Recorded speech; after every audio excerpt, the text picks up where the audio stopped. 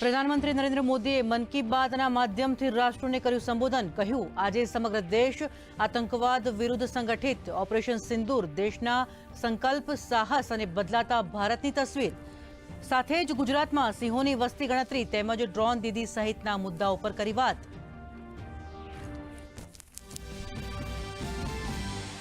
મન કી બાતમાં પીએમ મોદીએ યોગ, આયુર્વેદ અને ફિટનેસ અંગે કરી વાત. કહ્યું, યોગ અને આયુર્વેદ લોકોની જીવન જીવવાની પદ્ધતિમાં કર્યું પરિવર્તન. 21 જૂને યોગ દિવસમાં જોડાવા સૌ નાગરિકોને કર્યું આહવાન. સુગર બોર્ડની પણ કરી પ્રશંસા.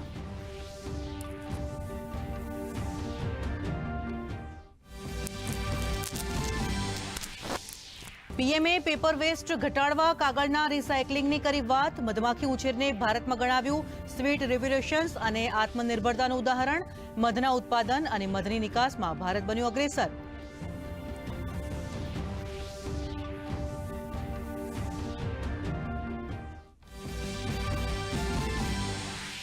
પ્રધાનમંત્રી નરેન્દ્ર મોદી આવતીકાલથી ગુજરાતની 2 દિવસની મુલાકાતે. કુલ 82,950 કરોડથી વધુના વિકાસ કાર્યોની ગુજરાતને આપશે ભેટ.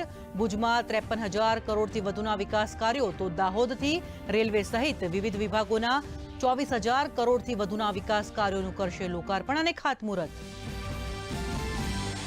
ગુજરાતની 2 વિધાનસભા બેઠકો માટે પણ યોજાશે પેટા ચૂંટણી. કડી અને વિસાવદરમાં 19 જૂને યોજાશે મતદાન. 23 જૂને હાથ ધરાશે મતગણતરી. આવતીકાલથી ફોર્મ ભરવાની થશે શરૂઆત.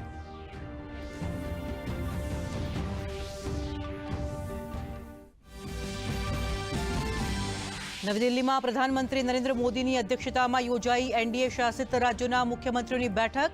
બેઠકમાં 2 પ્રસ્તાવ પર થયા પસાર. જાતિ આધારિત વસ્તી ગણતરી અને ઓપરેશન સિંદૂર વિશે ઠરાવ થયો પસાર. ઓપરેશન સિંદૂરની સફળતા બદલ પ્રધાનમંત્રી અને સૈન્ય દળોને અપાયા અભિનંદન. રવિશંકર પ્રસાદના નેતૃત્વ હેઠળનું પ્રતિનિધિ મંડળ પણ થયું રવાના. સુપ્રિયા સુલેની આગેવાનીમાં સર્વદળીય પ્રતિનિધિ મંડળ પહોંચ્યું કતાર. ભાજપ સાંસદ બૈજંત પાંડાના નેતૃત્વ હેઠળના પ્રતિનિધિ મંડળે બહરીનના નાયબ પ્રધાનમંત્રી સાથે કરી મુલાકાત.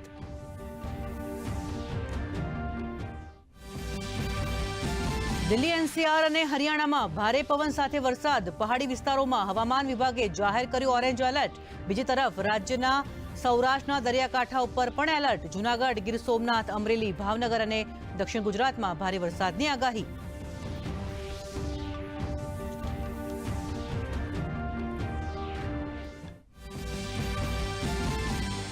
અને આઈપીએલમાં આજે 2 મેચ. અમદાવાદ ખાતે પ્રથમ મેચમાં ચેન્નઈ સુપર કિંગ્સે વિજય માટે ગુજરાત ટાઇટન્સને આપેલા 231 રનના લક્ષ્યનો પીછો કરતા ગુજરાતે માત્ર 110 રનમાં ગુમાવી 7 વિકેટ. થોડીવારમાં દિલ્હીમાં સનરાઇઝર્સ હૈદરાબાદ અને કોલકાતા નાઇટ રાઇડર્સ વચ્ચે થશે ટક્કર.